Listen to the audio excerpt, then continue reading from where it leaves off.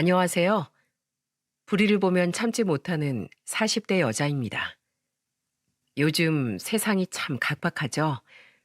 제가 어릴 때만 해도 이웃끼리 서로 돕고 살던 정 많은 시대였는데 요즘엔 서로를 견제하고 비교하며 까내리기 바쁜 슬픈 세상이죠.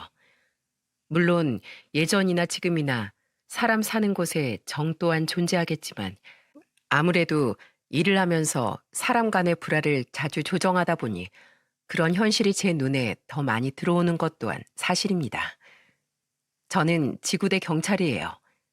그러다 보니 직업 특성상 싸움을 중지하면서 누구 한 사람의 편을 쉽게 들지 못하고 중립을 지키게 되는데요. 그런 제가 중립의 입장을 와르르 무너뜨리게 된 사건이 하나 있었어요. 바로 제 소중한 가족을 위해서 말입니다. 지금부터 그 소중한 가족과 당시 사건에 대한 이야기를 풀어나가 볼게요. 저는 운동선수 출신인 아빠 아래에서 태어났습니다. 게다가 이남 일녀 중 둘째였던지라 위아래로 남자 형제뿐이다 보니 저는 자연스레 운동을 좋아하는 손머슴처럼 자랐어요. 그래도 저는 자상하신 부모님과 가끔 투덕거리긴 했어도 사이좋은 형제들 사이에서 구김살 없이 성장했죠. 그리고 대학을 졸업한 후 투철한 정의감을 업으로 삼고자 경찰 시험에 도전을 했습니다. 한편 전 조금 쑥스럽지만 고시 공부를 하다가 남다른 인연을 맺었어요. 그건 바로 제 남편이었죠. 저보다 3살 많은 남편은 조금 늦게 고시 시험에 뛰어든 지방 사람이었는데 사람이 참 순박하고 조용했습니다. 남편을 알게 된 건 제가 고시 공부를 한 지 1년이 지났을 때 나갔던 어느 스터디 모임에서였어요. 형, 이제 시험 준비 시작하는 거면 한 3년은 나 죽었다 생각하고 공부해야겠네요. 그럼 여기 있는 우리보다 훨씬 더 후배 기수로 들어오는 거 아니에요? 지금부터 저희들한테 그냥 선배님 하고 부르세요. 당시 스터디엔 삼수를 하고 있던 두 남학생이 있었는데 그들은 직장 생활을 하다 뒤늦게 경찰 시험에 뛰어든 남편에게 텃세를 부리더라고요. 어느 날 보다 못한 전 그들에게 분위기 흐릴 거면 스터디에 아예 나오지 말라고 일침을 했고 그날 남편은 제게 고맙다고 말했죠. 저 대신 두 사람에게 나서주셔서 감사해요. 아니에요. 저도 그 인간들 꼴 보기 싫어서 그랬던 건데요, 뭘. 근데 왜 여태 참고만 계셨어요? 사람 좋은 것도 좋지만 그래도 그런 인간들은 본때를 보여줘야 사람을 무시하지 않는다고요. 그 사람들이 절 무시하든 말든 그게 뭐가 대수인가요? 저만 아니면 되죠. 힘은 제가 아니라 약한 사람들을 돕기 위해서 휘두르는 거라고 생각해요. 힘을 옳게 쓰기 위해 이 힘든 고시공부에 뛰어든 거기도 하고요. 솔직히 말이 쉽지 누가 나를 괴롭히는 사람을 신념 하나로 무시할 수 있단 말입니까? 저는 그런 남편이 무척이나 어른스러워 보였어요. 이후 우리는 쭉 스터디 생활을 함께 했고 그해 나란히 고시에도 합격했습니다. 고시에 합격한 날 남편은 제게 데이트 신청을 하더라고요. 그렇게 우린 몇 년의 연애 생활을 거쳤고 제 나이 29에 정해진 수순처럼 결혼을 하게 되었죠. 남편을 좋아했던 친정 식구들처럼 시댁 식구들 또한 절 무척이나 아껴주었는데 시부모님과 손 아래 시누이 중 제가 가장 좋아했던 사람은 다름 아닌 시누이였어요. 새언니, 이번에 제가 동남아 갔다가 너무 맛있어서 사온 허브티거든요. 저 이거 새언니랑 같이 먹으려고 친구들도 안 주고 고이고이 아껴뒀잖아요. 저 잘했죠? 고마워요, 아가씨. 어머, 향이 너무 좋아요. 그쪽이 티가 유명하다더니 괜히 유명한 게 아닌가 봐요. 아가씨 덕에 제가 참 알게 되는 게 많아요. 고마워요. 고맙긴요. 다음에 나의 가족끼리 다 같이 놀러 가는 거 어때요? 저희 아들이랑 새언니네 딸들은 남자들이 다 보라고 하고 저랑 새언니랑 엄마는 수영도 하고 마사지도 받으면서 아주 호강하고 오자고요. 야, 박수영, 나랑 매제랑 아버지랑 다 듣고 있거든? 들으라고 하는 소리지. 원래 여행 가면 남자들이 육아도 음식도 더 많이 하는 법이거든? 그치, 엄마? 그럼. 아이고, 차가 향긋하기도 하다. 우리 딸 덕분에 노년에 아주 내 입이 호강이야. 어머마, 이따가 집에 갈 때 수영이가 나한테 사다 준 티들도 좀 싸놨으니 가져가거라. 요새 일이 많아 힘들다며. 애들 어린이집 보내고 동길이도 출근한 이 휴무날에 너 혼자 다 먹어. 집안에 안 사람 몸과 마음이 편해야 가정이 화목하고 잘 돌아가는 거야. 신우이는 선머슴 같은 저와는 정반대로 참 활달하고 애교 많은 사람이었습니다. 가족과 주위 사람도 잘 챙기고 어디를 가든 분위기를 화기애애하게 만들 줄 아는 사랑스러운 사람이었죠. 신우이는 마치 향기가 포근한 길가의 들꽃 같아서 저는 신우이를 보고만 있어도 마음이 따뜻해지고 기분이 좋아졌어요. 저는 그런 신우이를 친자매처럼 여기고 따랐죠. 그런 신우이가 35이란 이른 나이에 담도한 말기 판정을 받았을 땐 정말 하늘이 무너지는 것 같았습니다. 소리 소문 없이 신우이를 덮친 그 무서운 병은 결국 모습을 드러낸 지 고작 반년 만에 가족들에게서 신우이를 앗아가더군요. 여보, 당신 없이 어린 아들을 데리고 나 혼자 어떻게 살아가라고. 심해부는 장례를 치르는 내내 조문객도 제대로 맞이하지 못하고 울기만 했습니다. 아내를 그 누구보다 사랑했던 만큼 상실감 또한 걷잡을 수 없이 컸겠죠. 아직 아무것도 모르는 시조카는 신우이의 시부모님 품에 안겨 어른들을 따라 울고 있었고, 시어머니는 그런 시조카를 보며 한탄을 금치 못하셨습니다. 하늘도 무심하시지. 창창한 젊은 목숨을 어찌 이렇게 빨리 앗아간단 말이냐. 시아버지는 거의 망연자실한 표정으로 신우이의 영정사진만을 올려다보고 계시더군요. 남편은 넋이 나간 시부모님과 심해부 대신 애써 의연하게 조문객들을 맞았고요. 저 또한 가슴이 찢어질 것 같았지만 저보다 더 힘들 것이 분명함에도 이를 꽉 깨물고 버티고 있는 남편을 보며 애써 슬픔을 참았습니다. 저는 상조 도우미들을 도와 열심히 음식을 날랐고 남편의 곁에서 함께 조문객들을 맞았죠. 잠시 조문을 오셨던 제 친정 부모님은 무너진 시댁 식구들의 모습을 보며 제게 이렇게 말씀하시더군요. 너도 많이 힘들겠지만 하나밖에 없는 딸을 잃으신 네 시부모님 속은 어떠시겠니? 모쪼록 네가 두 분을 옆에서 많이 챙겨드리렴. 엄마의 말처럼 이후 저는 두 분을 어떻게든 챙겨드리려 애를 썼습니다. 저는 남편과 시부모님을 설득해 한동안 두 분을 저희 집으로 모셨어요. 아무래도 일을 하고 애들까지 어리다 보니 지방에 사시던 두 분을 자주 들여다볼 수가 없었거든요. 저는 일만 끝나면 곧장 집으로 가 식음을 전폐하신 시어머니 입에 억지로 죽을 떠먹여드렸고, 멍하니 창밖만 보고 계시는 시아버지를 밖으로 모시고 나와 햇볕을 쬐어드렸습니다. 어떻게든 두 분의 기운을 다시 되찾아드리고 싶었어요. 연세도 있으신 데다 기력까지 잃으시면 이대로 건강을 잃으실 것만 같아 너무 걱정이 되었거든요. 남편 또한 상실감이 큰 와중에도 시부모님을 극진히 모셨고, 어린 제 딸들은 할머니, 할아버지가 오랫동안 집에 머물러 있자 마냥 신이 났더군요. 그렇게 저희 부부의 노력과 두 딸의 재롱으로 인해 두 분은 점차 기력을 되찾기 시작하셨습니다. 남편은 저에게 무척 고마워했어요. 고마워, 여보. 자식인 나보다 당신이 낫네. 두 분이 기운을 찾으신 건 다 당신 덕분이야. 아니야. 며느리도 자식이잖아. 자식된 입장에서 최선을 다했을 뿐인걸. 당신도 알잖아. 두 분이 나한테 얼마나 잘해주셨는지. 우리는 두 분이 계속 저희 집에 머무시길 원했지만 두 분은 한삭 후 집으로 돌아가겠다고 말씀하시더군요. 그 집엔 우리 수영의 흔적이 곳곳에 묻어 있는데 어떻게 우리가 그 집을 떠날 수 있겠니? 마음만 고맙게 받으마. 그리고 네가 아니었으면 우린 이 큰 슬픔을 참아 이겨낼 수 없었을 거야. 정말 고맙다, 어머마. 시어머니는 시댁으로 돌아가시는 날 끝내 제 손을 잡고 우셨습니다. 그리고 신우이가 세상을 떠난 지 3년 뒤 명절날 가끔씩 시조카를 데리고 시댁에 들르던 심해부는 우리에게 영원한 작별을 고했죠. 심해부는 자신의 부모님의 성화와 자꾸만 엄마를 찾는 시조카를 위해 결국 좋은 분과 재혼을 택했거든요. 심해부 앞에서 괜찮다고 웃어 보이시던 두 분께선 명절 내내 눈물을 금치 못하셨습니다. 이젠 정말로 우리 수영이를 보내야 할 때인가 봐요, 여보. 울지 마. 잘된 일이야.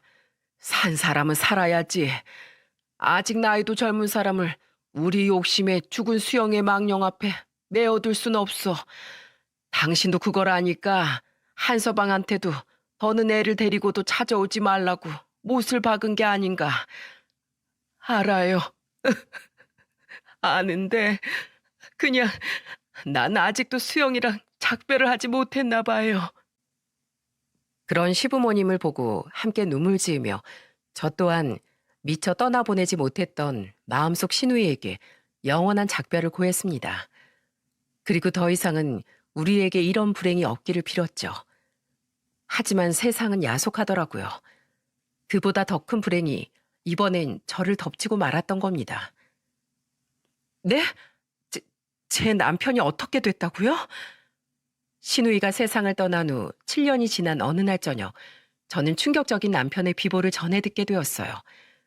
교통경찰이었던 남편은 그날 고속도로의 사고 현장으로 출동을 했는데 그만 거기서 불의의 사고를 당하고 말았던 겁니다. 사고 난 차량 뒷수습을 하던 후속 차량이 밤이어서 그런지 그만 남편분을 보지 못하고 치워버렸어요. 이런 말씀을 드리게 돼서 정말 죄송합니다. 남편은 병원에 당도하기도 전에 숨을 거두었다더군요. 현장에 함께 있던 동료 경찰의 비통한 말에 저는 그만 자리에 주저앉고 말았죠. 친정 식구들에 이어 시부모님 또한 지방에서 뒤늦게 병원으로 달려오셨습니다. 관계자들이 말리는데도 끝내 온전하지 못한 남편의 시신을 두 눈으로 확인한 시어머니는 그 자리에서 혼절을 하시고 말았죠. 시아버지는 병원 복도에 무릎을 꿇고 땅을 내려치며 오열을 하셨어요. 하늘이 내게 이럴 수는 없다. 어찌 자식들을 부모보다 먼저 전부 데려간단 말이야. 동길아, 제발 이 모든 일이 꿈이라고 말해다오. 이게 꿈이라면 제발 날 좀 잠에서 깨워줘. 친정아빠는 혼절한 시어머니를 일으키며 병원 관계자들을 애타게 부르셨고 엄마는 우는 저희 딸들을 품에 안고는 흐느끼셨죠. 멍하니 앉아서 아수라장이 된 광경을 지켜보는데 애들을 챙겨야겠다는 생각도 시부모님을 위로해드려야겠다는 생각도 들지 않더군요.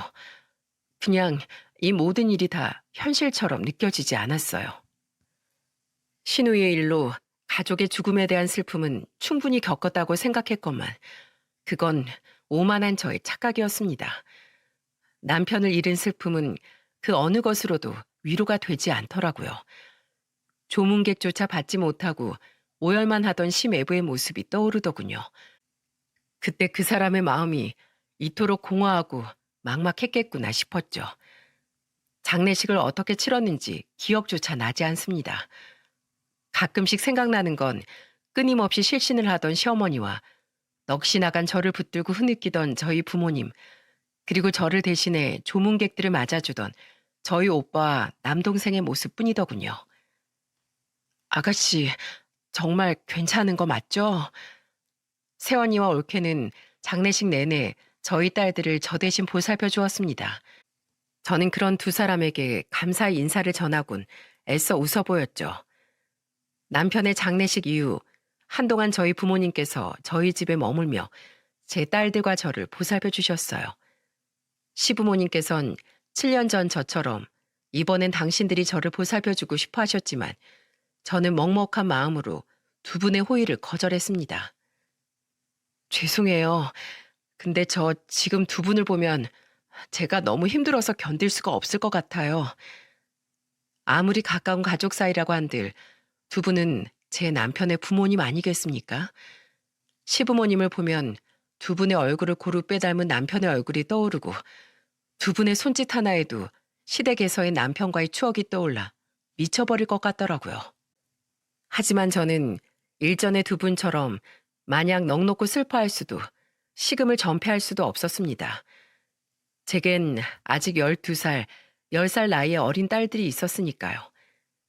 친정 부모님의 도움으로 약간의 기운을 차린 전 직장에 휴직계를 내고 딸들과 주말 여행을 다니고 평소엔 남편과 즐겨하던 조깅을 하며 일상을 되찾기 시작했어요. 제게 닥친 불행과 슬픔을 더 이상 피하지 않고 똑바로 마주 보기 위해서 말입니다. 처음엔 일상의 모든 순간 내내 눈물이 제 앞을 가리더군요. 옆을 돌아보면 숨을 몰아쉬며 남편이 저와 함께 달리고 있을 것 같았고 차에 탄 채 반쯤 잠이 덜 깬 딸들에게 금방이라도 남편이 장난스러운 농담을 던진 것 같아 놀러가는 길가에서 차를 세우고 한참을 울기도 했네요. 엄마, 울어? 또 아빠 생각나서? 어, 근데 엄마 괜찮아. 너희들 아빠는 지금 우리 곁엔 없지만 언제까지나 우리 마음속에 함께 있을 테니까. 하지만 앞으로 우리가 잘 살아가기 위해선 이렇게 슬픔을 받아들이는 일도 필요한 거야. 그래도 저는 이를 악물고 현실을 마주하기 위해 노력했습니다. 제가 울 때마다 걱정하는 딸들에게 저는 제가 느끼는 심정을 솔직하게 이야기해 주었어요. 아직 어리긴 하지만 알 건 다 알 만큼 자란 딸들이 저처럼 현실을 피하지 않고 있는 그대로 받아들이며 강하게 자라주길 바랐거든요. 그래야 아빠가 없는 현실에서도 삐뚤어지지 않은 청소년기를 보낼 수 있을 것 같았죠. 어느 정도 기운을 차린 전 딸들을 데리고 시댁에 찾아갔습니다. 갑작스런 제 연락을 받고 저를 기다리시던 시부모님은 저를 보고 왈칵 눈물을 터뜨리시더군요. 저는 두 분 앞에 앉아 사과의 말씀을 드렸죠. 두 분도 그동안 많이 힘드셨을 텐데 저 혼자만 살자고 여태 두 분을 찾아뵙지 못해서 죄송해요. 아니다, 아니야. 수영이가 먼저 갔을 때 네가 우리한테 얼마나 지극정성이었니. 우리 또한 그렇게 널 돕고 싶었다만 그러지 못해서 너한테 미안할 따름이다. 아휴, 볼살 푹 팬 것 좀 봐라. 그동안 얼마나 마음고생이 많았을꼬. 시어머니는 제 손을 잡으며 흐르는 눈물을 주체하지 못하셨어요. 살이 빠진 저를 걱정하던 시어머니 얼굴은 저 못지않게 마르고 앙상해져 있으시더군요. 게다가 마음고생 때문인지 기운을 잃으신 시아버지의 머리는 전부 희끗희끗하게 새어 있었죠. 시아버지는 남은 제 손 한쪽을 잡으시곤 천천히 입을 여셨습니다. 그리고 시아버지 입에서 나온 말은 참았던 제 눈물을 결국 터뜨려버리고 말았어요. 어머마, 이제 너도 예전 한서방처럼 더 이상 애들 데리고 우릴 찾아오지 말아라. 네 나이가 고작 41인데 얼른 동기를 잇고 새 출발을 해야 할 게 아니니. 우린 괜찮다. 우린 어차피 살 만큼 살았고 인생의 단맛도 쓴맛도 충분히 누렸어. 이제 우리는 과거에 남아 추억을 힘으로 살아갈 늙은이들이지만 어멈 너는 다르잖니. 넌 동기를 우리에게 남기고 애들과 함께 앞으로 나아가거라. 아버님, 무슨 말씀을 그렇게 서운하게 하세요. 두 분은 제게 애들 아빠 일부나 다름없어요. 그동안 제가 두 분을 피해서 서운하셨던 거면 제가 이렇게 빌게요. 제발 애들 아빠와의 마지막 연결끈인 두 분을 제게서 빼앗아 가지 말아주세요. 시아버지께서 저를 위해 하신 말씀임을 너무나 잘 알기에 저는 흐르는 눈물을 주체할 수 없었어요. 저에게 그런 말씀을 하시기까지 두 분이 얼마나 힘드셨을지, 두 자식을 모두 잃고 손주들마저 끊어내려 한 두 분의 마음 씀씀이가 얼마나 크고 깊은지 잘 느껴졌거든요. 빼앗다니, 그런 게 아니다. 난 그냥 어멈 너를 위해서 늙은이들 욕심으로 널 과거에 붙잡아두고 싶지 않았다. 아버님, 제발 그런 말씀 마세요. 우리 애들이 할머니 할아버지를 얼마나 좋아하는지 아시면서 저 일하느라 자주 못 와도 가끔씩 이렇게 찾아올게요. 우리 그렇게 서로의 마음을 보듬고 살아요. 아버님, 어머니. 두 분의 말씀대로 제가 새 출발을 염두에 둘 수도 있었을 겁니다. 하지만 저는 자신들의 전부인 자식을 잃고 쓸쓸히 살아갈 두 분을 도저히 그냥 내버려 둘 수가 없었어요. 하늘에서 두 분을 보며 슬퍼하고 있을 시누이와 남편을 생각하면 가슴이 미어져 더더욱 말입니다. 그렇게 남편이 세상을 떠난 지 1년도 더 지난 가을, 시아버지의 생신날이었습니다. 저는 시아버지의 생신을 맞아 새벽같이 딸들과 함께 서울에서 시댁으로 출발했어요. 이전처럼 떠들썩하게 못해도 적어도 케이크에 초를 켜고 축하를 해드리고 싶었거든요. 전해엔 남편이 세상을 떠난 지 얼마 안 되었던 터라 정신이 없어서 미처 챙겨드리지 못했으니까요. 그런데 시댁에 내려가며 시어머니께 전화를 드렸더니 시어머니는 제게 깜짝 놀랄 만한 소식을 전해주시더군요. 네? 입원해 계신다고요? 그래, 내가 얼마 전에 넘어져서 허리를 삐끗했거든. 처음엔 별로 대수롭지 않게 생각했는데 자꾸만 아파서 병원에 와보니 글쎄 수술해야 한다지 않니. 그래서 어제 수술받고 입원해 있다. 지금은 괜찮으세요? 근데 왜 저한테 아무 말씀 없으셨어요? 괜찮어. 병원에서 알아서 잘 돌봐주고 있다. 너한테 뭐 좋은 일이라고 이런 말을 해. 괜히 네 걱정만 끼치게. 저는 그 길로 곧장 시어머니가 입원해 계신 병원으로 향했습니다. 수술 받은 지 얼마 안 돼 침대에서 일어나기조차 힘들어 보이는 시어머니를 보며 저는 눈물을 글썽였죠. 아, 울 것 없어. 너 울 줄 알았으면 네 시애비를 집으로 보내지 말 걸 그랬다. 우린 네 시애비 생일인 것도 깜빡 잊고 있었어. 자식 보낸 부모가 뭐 한다고 자기 태어난 생일을 챙기겠니? 그런 말씀 마세요, 어머님. 아버님은 그럼 집에 계신 거예요? 아마 그럴 거다. 그 양반 요새 우울증이 심해져서 밥도 잘 안 먹고 정신과 상담을 다니고 있어. 내가 옆에서 챙겨줘야 하는데 오히려 그 양반이 아픈 날 보면서 울고 있으니 어찌나 속이 상하든지 내가 일부러 집에 가라고 쫓아버렸다. 보고 있으면 나까지 계속 눈물바람일 것 같아서 말이야. 저는 시어머니께 다시 오겠다고 말씀드리곤 시댁으로 향했습니다. 자신의 생신인 줄도 모르고 시댁에서 힘없이 앉아 계실 시아버지를 생각하니 눈물이 앞을 가리더라고요. 그런데 미역국 끓일 재료와 구워 먹을 소고기를 사서 시댁에 갔더니 시댁엔 아무도 없는 게 아니겠어요? 시어머니께서 일러주신 비밀번호를 치고 시댁에 들어간 전 집안을 둘러보며 시아버지께 전화를 드렸어요. 나 지금 아파트 노인정에 와 있다. 집에만 있으려니 영 무료해서 요샌 여기에 나와 있어. 시아버지는 시끌벅적함이 그리우셨던 모양이에요. 그런데 시아버지는 최근 우울증을 앓고 계셔서인지 영 목소리에 힘이 없으신 것 같더군요. 그래서 저는 고민 끝에 딸들에게 얌전히 놀고 있으라고 당부하곤 집을 나섰죠. 그리고 갈비찜 집에서 10인분이 넘는 갈비찜을 포장해 차를 끌고 아파트 노인정으로 향했어요. 갈비찜은 시아버지가 가장 좋아하시던 음식이었는데 식사를 차려드리기 전 시아버지께 음식도 가져다 드릴 겸 노인정 분들께 시아버지를 잘 부탁한다고 말씀드릴 겸 해서 말이죠. 그리고 양손 무겁게 노인정에 들어서던 전 그만 충격적인 광경을 목격하고 말았습니다. 아, 그 사람이 참 심보가 왜 이리 고약해? 웬 두 할아버지가 글쎄 저희 시아버지에게 사대질을 하며 막말을 하고 있는 게 아니겠어요? 바닥을 보니 얇은 이불 위엔 화투패들이 널려 있는 것으로 보아 세 분이서 화투를 치다 그만 싸움이 난 것 같더군요.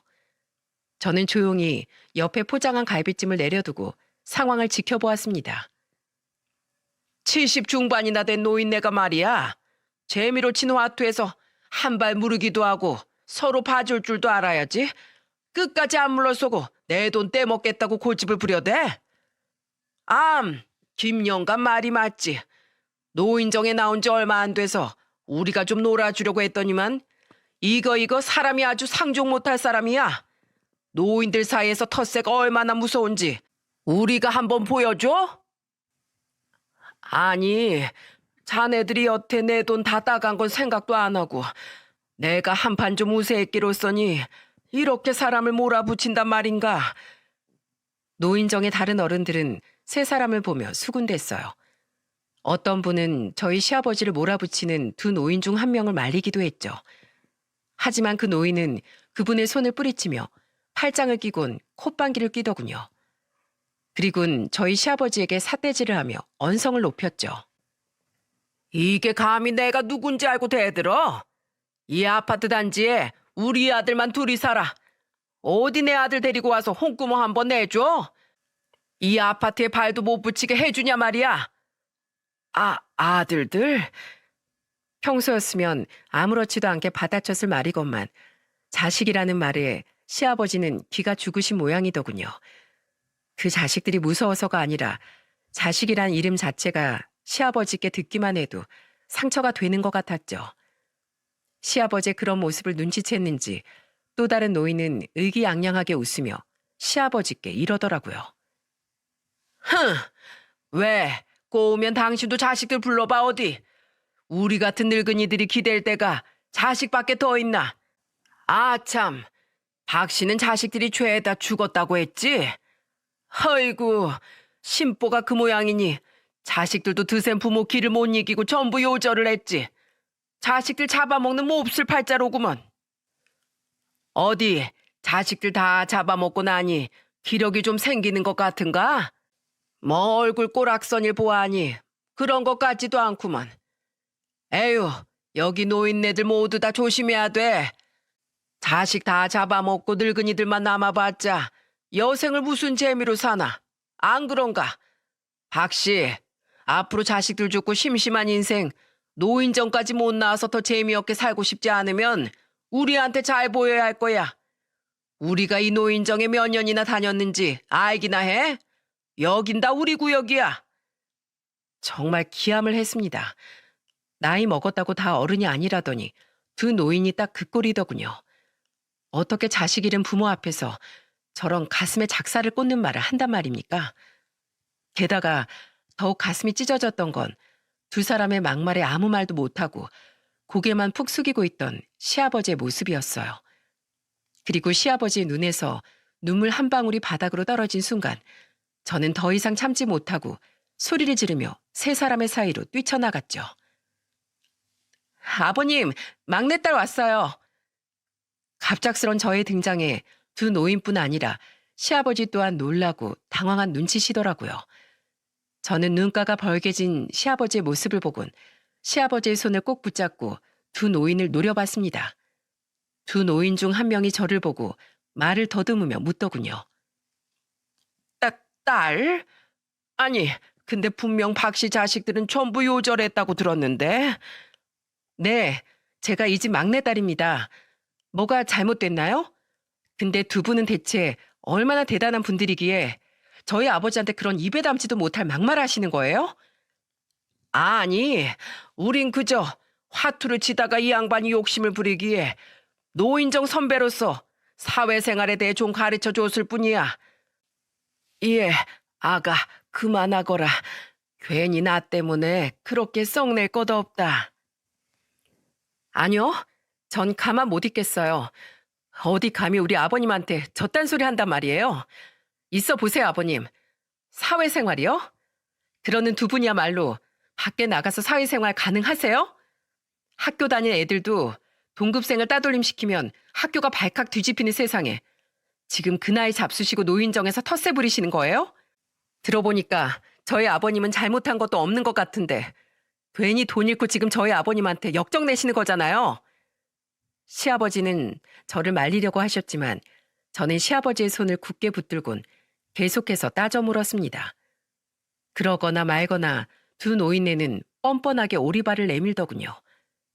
그리고 이내 한 노인이 저를 위아래로 훑어보며 성을 내더라고요. 근데 이게 아까부터 어디다 대고 눈을 동그랗게 뜨고 대들어? 내가 네 부모 버린 사람이야. 어디 어른 무서운 줄 모르고 예의 없이 굴어? 박씨 막내딸이라고? 흥, 아주 그에 비해 그딸 납셨구만. 융통성도 없고 개념 없는 게 아주 둘이 판박이야. 박씨, 내일부터 이 노인정 나올 생각도 말어. 알았어? 이 노인정이 그쪽 거예요? 아파트 공용시설이지. 다 같이 관리비 내는 입장에서 누가 누구한테 오라 말아요? 그리고 두 분이 저희 아버님한테 한 말 전부 명예훼손에 모욕죄로 걸리는 거 알고 지금 저희 아버님한테 그따위 막말들 하신 거죠? 무슨 죄? 결국 끝까지 화가 난 제가 죄명까지 들먹이자 갑자기 두 노인은 주춤하며 말을 더듬더군요. 저는 이때다 싶어 더욱 언성을 높이며 소리쳤죠. 명예훼손이랑 모욕죄요. 감히 우리 아버님이 누굴 잡아먹는 팔자라고요? 자식 잃은 부모한테 할 말이 있고 못할 말이 있지. 어떻게 그런 말로 모욕을 줍니까? 두 분 말씀 정도면 충분히 신고 가능한 수위예요. 잘하면 벌금형이 아니라 교도소도 갈 수 있을 만한 중죄라고요. 어디 한번 제가 노년에 안락한 교도소 한번 가게 만들어 드려요? 아니, 아무리 생각해도 제가 너무 화가 나서 안 되겠네요. 저 이거 정식으로 사건 처리하고 저희 아버님 모욕한 두 분이 죄값을 치르게 만들어야겠어요. 뭐? 당신이 뭔데 우리 교도소에 보낸다 만다야? 당신 뭐라도 돼? 너너거리던 두 노인은 제가 세게 나가자 조금씩 제 눈치를 보더라고요. 저는 그들에게 마지막 쐐기를 받고자 제 지갑에 들어있던 공무원증을 꺼내 두 사람 눈앞에 들이밀었습니다. 그리곤 그들의 눈을 똑바로 보며 당당하게 외쳤어요. 저 경찰이에요. 나랏밥 먹는 입장으로서 양측의 얘기를 전부 들어보는 게 먼저지만 저 이번엔 편협하게 수사 좀 해야겠네요. 어디 감히 공권력 무서운 줄 모르고 대한민국 경찰 부모를 건드려요? 자, 저랑 같이 가세요. 두 분 제가 당장 신고할 테니까 어디 경찰서 가서 얘기해 보시자고요. 경찰이라고? 두 노인은 믿을 수가 없다는 표정으로 제 공무원증과 저를 뚫어져라 번갈아 보더군요. 제 경험상 아나무인으로 나오는 사람일수록 공권력을 무서워하는 법이었는데 두 노인 또한 별다르지 않더라고요. 두 노인은 이내 상황 파악이 됐는지 꼬리를 바짝 내리고 쩔쩔매기 시작했습니다. 저 경찰 아가씨, 아니 경찰 선생님, 이거 무슨 오해가 있었나 본데. 그래, 우리 동생이랑 사실 친해. 저기 뭐냐, 우리가 아까 막걸리로 약주를 좀 해서 실수한 거야. 동생, 우리 친하잖아. 그렇지? 그래 박씨. 같은 아파트 노인정 다니는 친구끼리 서로 이랬어야 쓰겠나. 저기 아가씨, 우리가 미안하네. 우리가 약주가 좀 과했어. 그걸 왜 저한테 미안하다고 하세요? 저희 아버님한테 똑바로 사과하셔야죠. 괜한 트집 잡고 시비 건 거, 저희 아버님한테 입에 담지도 못할 막말한 것 전부 다요. 두 분도 자녀가 있으신 분들 같은데 같은 부모된 입장으로서 자식 잃은 부모한테 그게 할 소리입니까? 아무리 몰지각한 인간이라도 자식 잃은 부모한테 그런 소린 차마 입에 올리지도 못할 거예요. 당장 저희 아버님께 사과하세요. 안 그러면 저 정말로 당장 경찰서로 달려갑니다. 예? 제가 으름장을 놓자 두 노인은 머리를 극적이며 어쩔 줄을 몰라 하더니 이내 저희 시아버지에게 사과를 하더군요.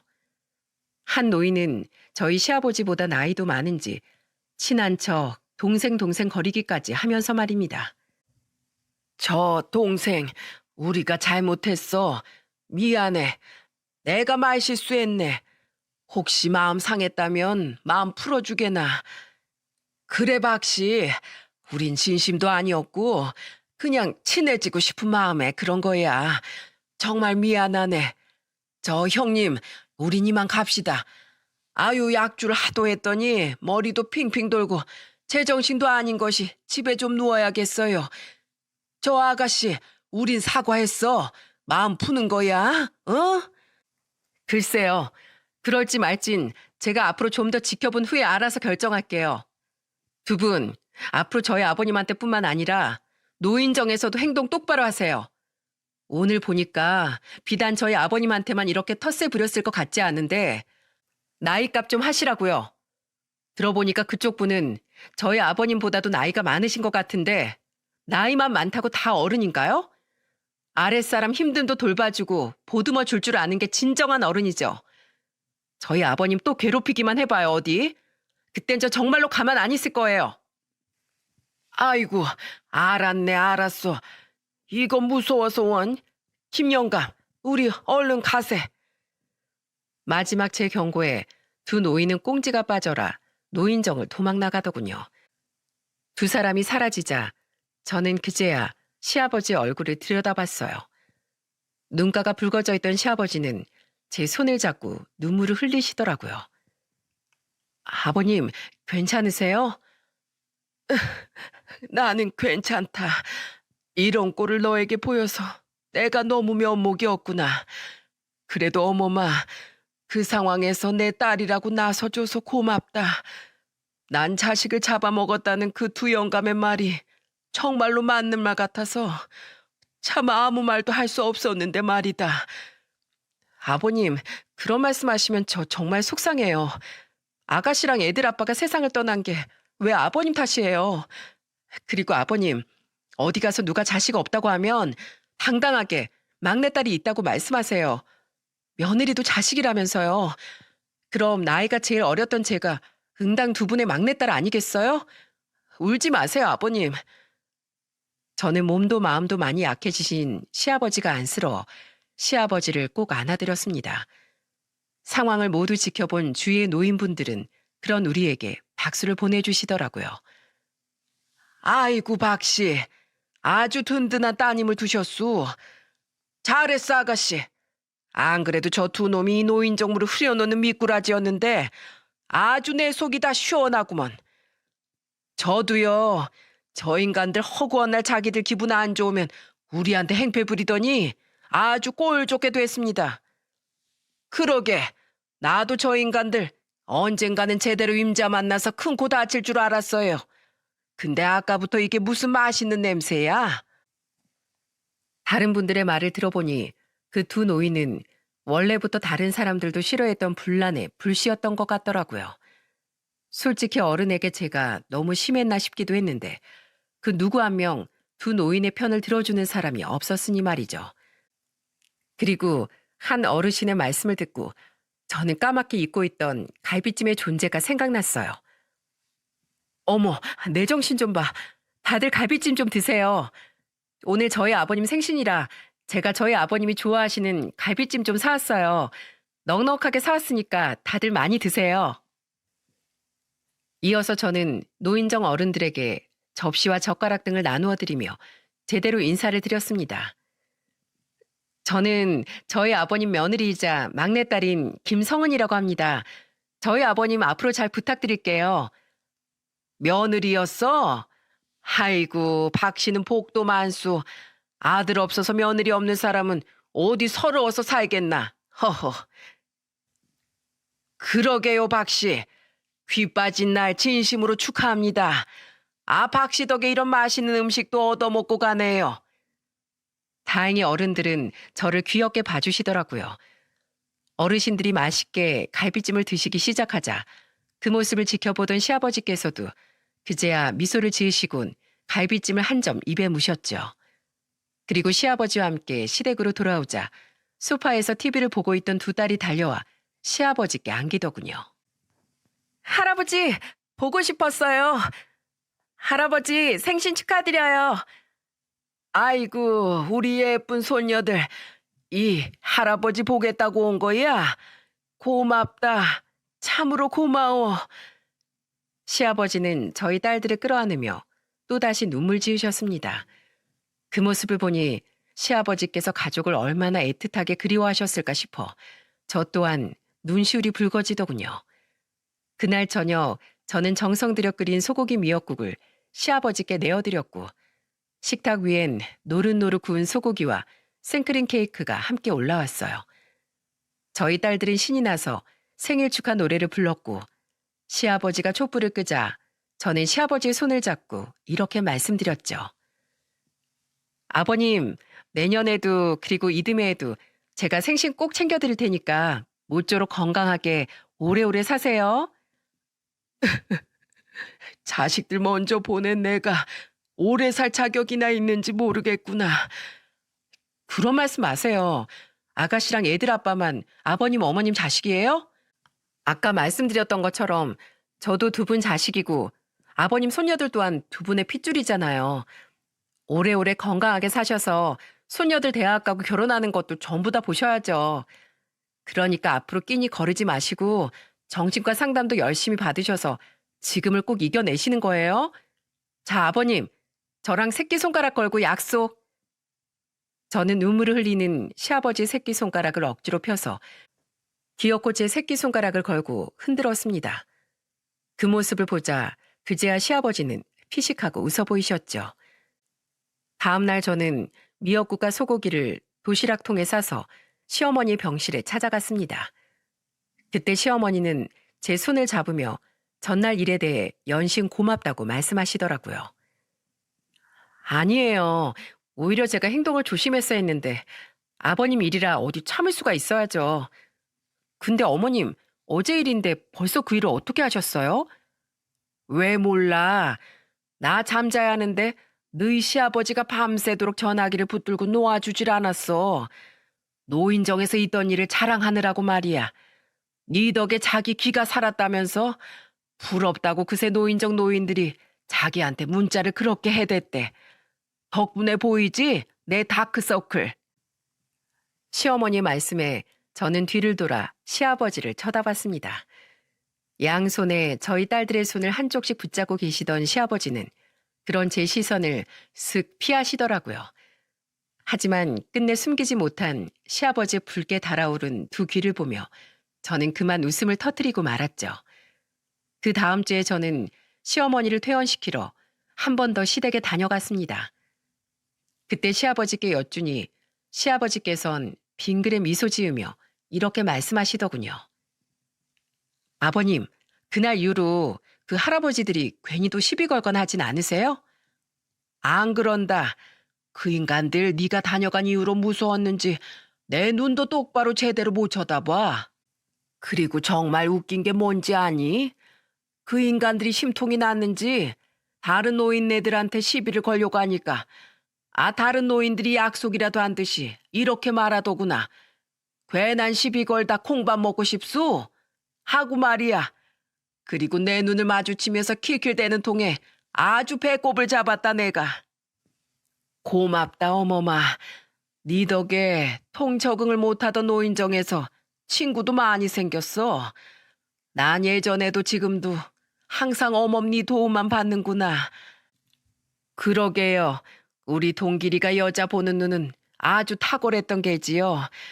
이런 복덩이 며느리를 우리에게 선물해 줬으니까요. 두 분의 지나친 칭찬에 저는 민망해서 그저 하하하고 웃어 보였죠. 그 뒤로 또다시 1년이 채 못 지난 현재에도 저는 여전히 주기적으로 시부모님을 찾아뵙고 있습니다. 아가씨, 정말 대단하세요. 가끔 아가씨를 보면 저희가 어머님 아버님께 너무 못해드리고 있는 건 아닌가 반성까지 된다니까요. 큰어멈 네가 어디가 어때서 사람마다 다 상황에 맞게 사는 것일 뿐이지. 난 내 며느리들이 세상에서 제일 좋다. 그런 저를 보고 새언니와 올케는 감탄을 하고 나는데 딸 바보이듯 며느리 바보인 저희 아빠는 며느리들을 감싸기에 여념이 없으십니다. 물론 제 눈에도 저희 새언니와 올케는 참 좋은 며느리죠. 그래, 우리 며느리들만한 며느리가 세상에 또 어디 있겠니? 상준이 상철이 너희 둘 다 아내한테 깍듯하게 잘해야 돼. 처가에도 물론이고. 알았지? 며느리들을 아끼는 건 저희 엄마 또한 마찬가지세요. 반면 마음 따뜻한 저희 엄마는 시부모님 걱정에 명절에 먼저 제 등을 떠밀어 시댁으로 보내곤 하시죠. 이거 한과 세트는 두 분 가져다 드리고 엄마가 음식도 좀 싸넣었어. 제사는 안 지낸다고 했지? 그럼 두 분 맛있는 것도 사드리고 해드리기도 하고 그래. 원래 북적북적했던 집안인데 두 분만 계시면 명절이 얼마나 쓸쓸하겠니? 안 그래도 명절 당일 저녁쯤엔 시댁에 가려고 했는데 두 분을 먼저 챙겨주신 엄마 덕에 저는 앞으로도 명절 기간엔 내내 시댁에서 지낼 것 같습니다. 이래도 되나 싶다고 말씀하시면서 눈가를 붉히시던 두 분의 모습을 보니 더더욱 그 결정이 잘한 일이다 싶더군요. 올해 중학생이 된 저희 큰딸은 자기도 커서 경찰이 되고 싶다고 합니다. 왜냐고 물으니까 자신도 저와 남편처럼 제복을 입고 당당히 자식들 앞에 서고 싶다네요. 벌써부터 결혼도 아니고 자식 생각을 하는 딸에게 저는 은근슬쩍 남자친구가 있냐고 물어보았죠. 아니야 그런 거. 나 방에 들어간다. 이따 할아버지랑 통화하기로 했어. 웃기시네. 엄마, 언니 남자친구 생겼다? 할아버지랑은 아까 나랑 같이 통화했어. 언니 분명 지금 남자친구랑 전화하러 들어가는 거야. 말을 돌리며 도망치는 큰딸의 뒤로 작은 딸은 제게 웃으며 고자질을 하더라고요. 그 모습을 보니 언제 우리 딸이 저렇게 컸나 싶어 흐뭇하면서도 한편으론 딸들을 무척이나 사랑했던 남편이 생각나 제 눈가가 촉촉해지곤 합니다. 그리고 그럴 때마다 마음속으로 남편에게 항상 다짐을 합니다. 나중에 만날 당신에게 부끄럽지 않도록 우리 딸들을 당당하고 멋진 어른으로 키워내야겠다고 말이죠. 저는 앞으로도 저 다짐처럼 딸들을 최선을 다해 키우며 양가 부모님 또한 극진히 챙기며 살아갈 겁니다. 특히 최근 우울증을 이겨내고 노인정에서 분위기 메이커를 담당하신다던 시아버지와 그런 시아버지를 따라 노인정에 나가기 시작한 시어머니가 더 이상 외로우시지 않게 며느리로서 그리고 막내딸로서 힘이 다하는 그날까지 두 분을 지켜드릴 거랍니다. 1년 전 그날 노인정에서 두 노인분들에게 했던 말은 반쯤은 거짓말이었어요. 솔직히 그만한 일로 사람을 교도소에 보내긴 힘들거든요. 그래도 저는 시간을 되돌려 그날로 돌아간다면 그때와 똑같이 거짓말을 해서라도 저희 시아버지를 지킬 거예요. 공권력을 남용하는 것 아니냐는 일부분들의 질책이 있을지도 모르겠습니다. 하지만 제가 가진 힘으로 억울하게 공경에 처한 저희 가족을 도울 수만 있다면 전 언제든 제 공무원증을 내보일 겁니다. 저는 경찰인 동시에 자식이기도 하니까요. 저는 누군가가 우습게 아는 사람이 다른 누군가에겐 눈물나게 귀한 부모이자 자식임을 이야기하고 싶어 이렇게 사연을 보내게 되었답니다. 물론 두 노인이나 예전 남편에게 텃세를 부렸던 인간들 같은 사람들은 드물겠죠. 그래도 혹여 여러분들 주위에 저런 사람이 있다면 그들에게 확실히 알려주세요. 당신들이 깔보고 무시하는 그 사람은 절대 누군가에게 무시당해선 안 되는 소중한 누군가의 가족이라는 걸 말이죠. 글을 쓰다 보니 어느덧 새벽이네요. 그럼 저는 내일도 민중의 든든한 지팡이로서 일하기 위해 이만 글을 마치겠습니다. 모두 바른 공권력 아래에서 안전하고 행복한 매일이 되시길 바랍니다. 감사합니다.